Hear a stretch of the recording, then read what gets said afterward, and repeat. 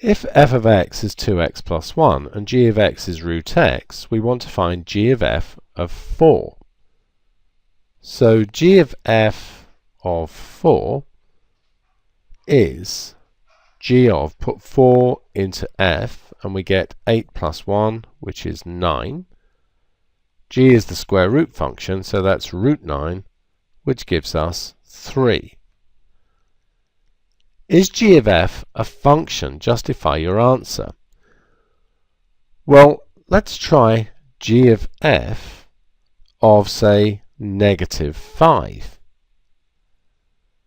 That's going to be g of negative 10 add 1 is negative 9, which is the square root of negative 9, which cannot be done, at least in reals, and we'll be working with reals here. So it's not a function for the domain x belongs to the reals, but it can be for a restricted domain. So let's look at that in part C. Determine the natural domain and range for g of f of x. So x comes along and firstly goes into f. The result comes out and goes into g. Now we can only have greater than or equal to 0 going into the square root function.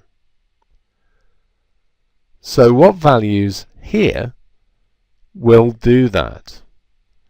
So think about 2x plus 1 being equal to 0. 2x is equal to negative 1, x is equal to negative a half.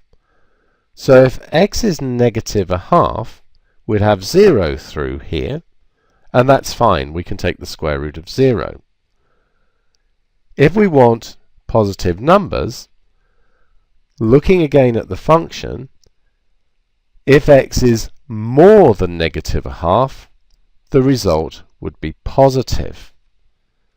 So we can say here that we can input real values provided x is greater than or equal to negative a half.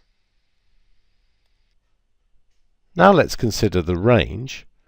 Well, we've done things so that x is greater than or equal to 0 goes into here, and that's root x, so that's going to go like so, and despite the fact it curves over, as we go this way, the curve always goes upwards, so it's going to take every value from 0 upwards. So y is a real, or we could write gf rather than y. Y is greater than or equal to 0.